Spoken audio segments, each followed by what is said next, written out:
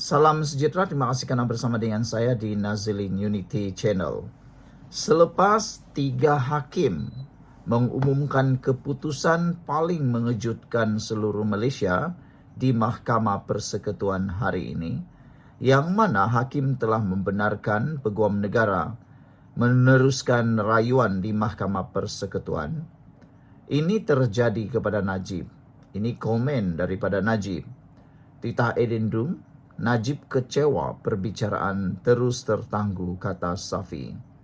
Ada netizen yang mengejek ataupun sinis, memberikan komen sinis kepada Najib. Kata mereka, Najib kecewa perbicaraan terus tertangguh, tapi Najib lupakah bahawa sewaktu perbicaraan kes 1MDB, kes SRC Internasional, berapa kalikah cubaan untuk menangguhkan perbicaraan dalam kes tersebut. Kalau orang yang tangguh kecewa, kata netizen. Tapi kalau pasukan Najib yang banyak kali tangguh kena macam-macamlah alasan dan perkara, boleh pula, kata mereka. Kalau anda masih ingat dalam perbicaraan SRC Internasional sebelum Najib dijatuhi hukuman penjara dan juga hukuman denda, beberapa kali Najib dan pasukan peguamnya membuat permohonan penangguhan atas pelbagai alasan. Macam-macam alasan, termasuklah tukar peguam lah, tukar hakim lah, jemput inilah, itulah, macam-macam lah kan. Tapi kali ini giliran Najib pula terkena apabila perbicaraan terus tertangguh. Bekas Perdana Menteri Najib Abdul Razak kecewa dengan penangguhan pendengaran berhubung dakwaannya tentang kewujudan dokumen tambahan yang membenarkannya menghabiskan hukuman penjara di bawah tahanan rumah.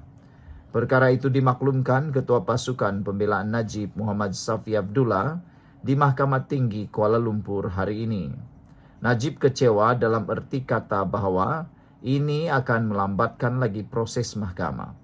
Sebab ia dah setahun 4 bulan, kata Peguam Najib. Kita pun dah tahu amat jelas bahawa yang di Pertuan Agong yang ke-16 iaitu Sultan Pahang telah pun menjelaskan memang ada edendum yang membolehkan Najib menjalani hukuman penjara di rumah, katanya kepada pemberita. Tapi selama ini orang selalu cakap semuanya bergantung pada proses mahkamah. Mahkamah Persekutuan hari ini membenarkan permohonan Peguam Negara AG untuk merayu berkaitan kewujudan dokumen tambahan dalam kes tersebut. Panel 3 hakim diketuai Hakim Besar Malaya Hasna Mohamed Hasim dalam keputusan sebulat suara berkata, persoalan-persoalan yang dikemukakan oleh AG memenuhi syarat ambang untuk kebenaran diberikan mengikut Seksyen 96 Akta Mahkamah Kehakiman 1964. Mahkamah Persekutuan kemudian menetapkan pendengaran rayuan AG selama 2 hari bermula 1 Julai ini nanti.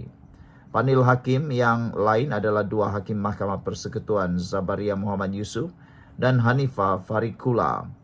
AG memfailkan permohonan itu bagi merayu keputusan Mahkamah Rayuan yang sebelum ini memutuskan agar kes tersebut dikembalikan ke Mahkamah Tinggi untuk didengar berdasarkan merit. Sementara itu Safi berkata dia dan Najib masih tidak faham dengan tindakan kerajaan berdolak-dalik dalam isu titah edendum.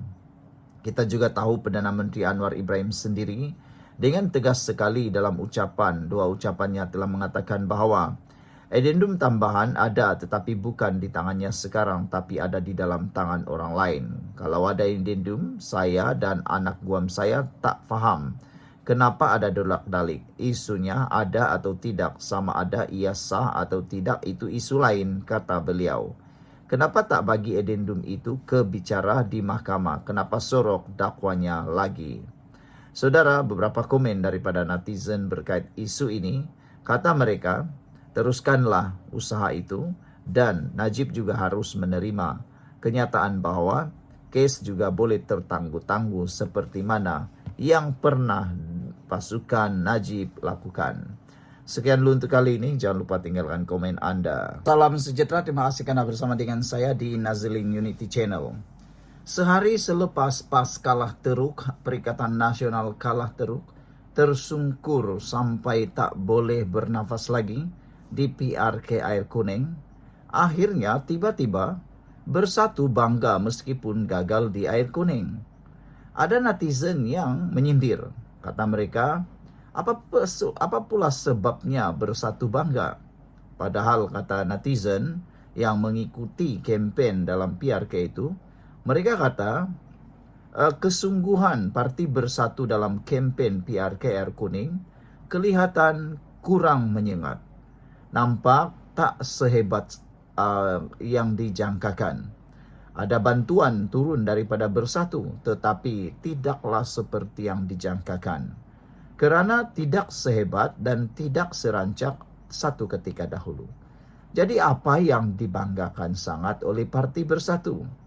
Selain itu, ada juga yang mengatakan bahawa tindakan Hamzah Zainuddin dalam kempen PRK Air Kuning itu untuk mengajak UMNO bergabung dalam Perak juga nampaknya menjadi isu bahan dalam perbualan netizen di media sosial. Mereka kata, kenapalah Hamzah Zainuddin cakap macam itu?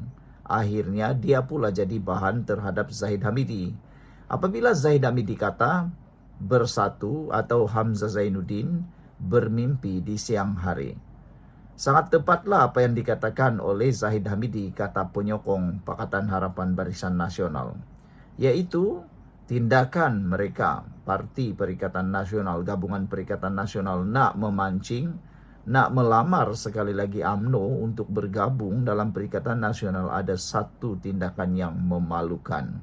Bayangkanlah betapa tebal mukanya Perikatan Nasional, terdesaknya mereka nak mahu menjadi kerajaan dalam masa yang terdekat ini, sehingga sanggup untuk merayu dengan UMNO untuk bergabung dalam Perikatan Nasional. Entahlah, kalaulah UMNO bergabung dalam Perikatan Nasional, apa agak-agaknya jadi dengan kestabilan politik Malaysia sekali lagi? Adakah itu yang mereka mahukan? Ketidakstabilan yang berpanjangan. Ketidakstabilan politik yang disebabkan oleh tindakan khianat seperti ini menyebabkan negara kita terumbang-ambing beberapa waktu. Timbalan Presiden Bersatu Datuk Seri Hamzah Zainuddin bangga dengan pencapaian calon Perikatan Nasional di dalam pilihan raya kecil Air Kuning, meskipun calon tersebut gagal. Saya bagi pihak PN berasa bangga kerana kita dapat mengekalkan jumlah pengundi yang kita terima dalam pilihan raya yang lepas, kata Hamzah Zainuddin. Kalau dibandingkan dengan mereka BNPH yang sebelum ini war-warkan bahawa akan mendapat lebih kurang 18,000 undi di antara gabungan UMNO dan DAP, tetapi akhirnya mereka tidak mencapai angka tersebut, kata beliau. Sasaran 18,000 undi tersebut telah diumumkan Menteri Besar Perak, Datuk Seri Saarani Mohamad, berdasarkan syarat peratus keluar mengundi 75%. Peratus pengundi keluar mengundi adalah 58.07%. Dalam PRK Air Kuning pada hari Sabtu lalu, calon UMNO BN Dr. Muhammad Yusri Bakir menang dengan majoriti 5,006 undi dalam pertandingan 3 penjuru. Yusri memperoleh 11,065 undi, manakala Abdul Muhaimin Malik daripada PAS PN memperoleh 6,059 undi. Calon PSM Bawani KS hilang deposit setelah hanya memperoleh 1,106 undi. Saudara, apabila Barisan Nasional bergaya mempertahankan Air Kuning dan menang dengan majoriti pertambahan besar ini, apa pula lagi yang nak dibanggakan oleh Hamzah Zainuddin? Kekalahan itu tidak perlulah dibanggakan. Yang pentingnya apa yang mereka lakukan, kempen mereka yang berapi-api, sehingga berani dan sehingga tergamak turun ke sungai mencari sisa najis babi, juga dianggap sebagai satu tindakan paling terdesak pernah dilihat dilakukan oleh Perikatan Nasional dan PAS, tetapi tetap gagal juga, dan malangnya juga menyebabkan mereka kehilangan undi daripada kaum Cina. Sekian dulu untuk kali ini. Jangan lupa tinggalkan komen Anda